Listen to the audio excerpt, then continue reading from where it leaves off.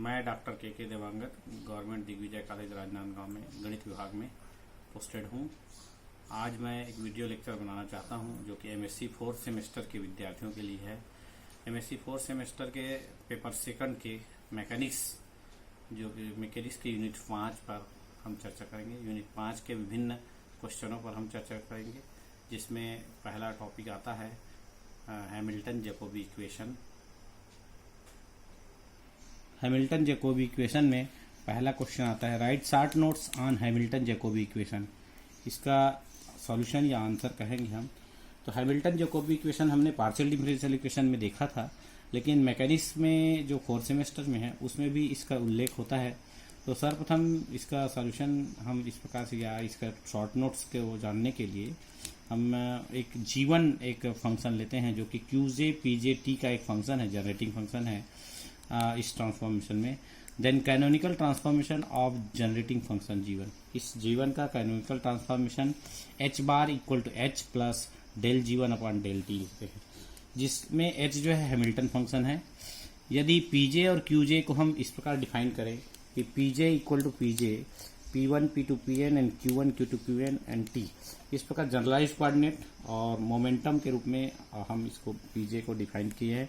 QJ को भी इस प्रकार QJ equal to QJ P1 P2 Pn Q1 Q2 Qn and T के रूप में हम इस प्रकार डिफाइन करेंगे। इन दोनों को डिफाइन करने के बाद if there exist a Hamilton H bar in the new coordinate such that, H bar हम नया हैमिल्टन लेते हैं इस प्रकार कि p j dot is equal to minus del H bar upon del QJ and q j dot equal to minus plus del H bar upon del p j. इसको equation 2 रहेंगे। Now under the assumption that the new variables are constant in the time, so the new Hamilton h bar is identically 0। ये जो नया Hamilton H बार है वह 0 होगा। उस स्थिति में QJ dot is equal to 0 और पीजे डॉट इक्वल टू 0, हम दोनों को 0 लेना पड़ेगा। तब समीकरण 2 में मान रखने पड़े। जब हम 2 में मान रखेंगे p j bar equal p j dot equal to 0 that is equal to minus del H bar by del q j and qj dot equal to 0, तो del h upon del pj is equal to 0। so the equation 1 will be h plus del g1 upon del t equal to 0 हो जाएगा। इस प्रकार से del j1 upon del t plus h of qj pj t equal to 0। ये in case if s be taken as the generating function on the desired transformation such that G1 equal to S of Q1 Q2 Qn and capital Q1 Q2 Qn T। इस प्रकार हम G1 को S के form में लेते हैं। जब हम इसको डिफ्रेंशिएट करते हैं del S upon del T, तो del G1 upon del T प्राप्त होता है। इसे हम समीकरण 3 में रखेंगे तो G1 की जगह S आ जाएगा, del S by del T plus H of this. तो put but p j equal to del G1 upon del Q1 is equal to del S upon del QJ del q. तो दोनों equal होने के कारण समीकरण 4 जो है, जब हम इस वैल्यू को पुट करें del G1 upon del Q1 QJ and del S upon del QJ, जब इस वैल्यू को पुट करेंगे तो del S by del T equation 4 में H of del QJ del S by del QJ T is equal to 0। ये जो equation हम लोग को लास्ट में प्राप्त हुआ एस के रूप में, इसे हम हैमिल्टन जैकोबी इक्वेशन के रूप में हम जानते हैं, जो कि बहुत इंपॉर्टेंट इक्वेशन है। इस हैमिल्टन जैकोबी इक्वेशन में हम एक नया टॉपिक देखते हैं जो कि सेपरेशन ऑफ वेरिएबल्स है। ये कभी कभी एग्जाम्स में separation right the short notes on separation of variable of Hamilton Jacobi equation प्रश्नों के पूछा जाता है परीक्षाओं में।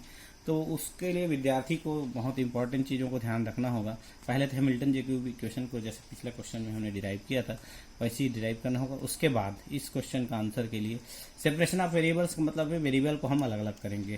Consider the canonical transformation generated by the Hamilton characteristic function F and it's corresponding Hamilton Jacobi equation.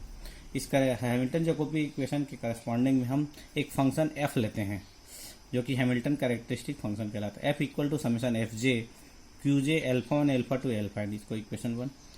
आगे देखते हैं it splits up the Hamilton Jacobi equation into N equation of the type.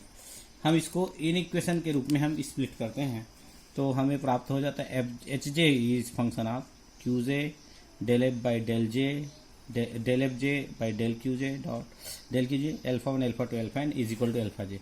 इसको इक्वेशन 2 के रूप में अब आगे देखें, all of the n equation given by 2 are of the first order and each of them involves only one of the coordinates q j, q j को coordinate को रखता है, and the corresponding partial derivative of F j with respect to QJ.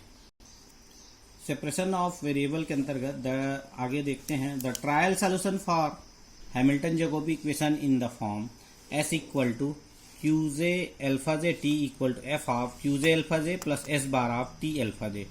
इसको equation three, इसमें देखिएगा separation of variable को separate कर रहे हैं, क्यूजे एल्फा जे एक है फंक्शन है और टी एल्फा जे दूसरा फंक्शन। वी हैव हैमिल्टन, हम जानते हैं हैमिल्टन जैकोबी इक्वेशन से del S by del T plus H of QJ del S by del QJ T equal to this is called Hamilton Jacobi equation. इस equation में हम ऊपर वाले तीन इक्वेशन 3 से डिफ्रेंशिएट करने के बाद हमें del S by del QJ equal to del F by del QJ and del S by del T equal to del S bar upon del T इस प्रकार से प्राप्त होता है। तो जब हम इक्वेशन ऊपर वाले इक्वेशन में हम सब्स्टिट्यूट करेंगे तो del S bar upon del T plus H of QJ del F by del QJ equal, ये हैमिल्टन जैकोबी इक्वेशन का दूसरा रूप होगा, जिसमें हम एक्सप्लेनेशन के रूप में देखें तो first term involves only time and the second of one involves only position coordinates QJ, जिस प्रकार से दिख रहा है जो इक्वेशन 4 में। Therefore it will hold for all values of variables only if the two terms are equal and opposite constants. इसकी value 0 करने के लिए हमें पहला value del S bar upon del T equal to minus alpha one लेना होगा, second value को plus alpha one लेना होगा। यदि दोनों को सम करेंगे तो 0 हो जाएगा। इसको इंटीग्रेट करने से एस बार की वैल्यू आती है S bar equal to minus alpha one t और H of QJ del F by del q j is equal to हम कोई कांस्टेंट ई ले लेते हैं। तो इस प्रकार इक्वेशन 5 और ऊपर में जो दिखाया गया है इन दोनों में सेपरेशन ऑफ वेरिएबल का यूज हुआ है जैकोबी इक्वेशन का। 10 variables are separable for Jacobi Hamilton Jacobi equation.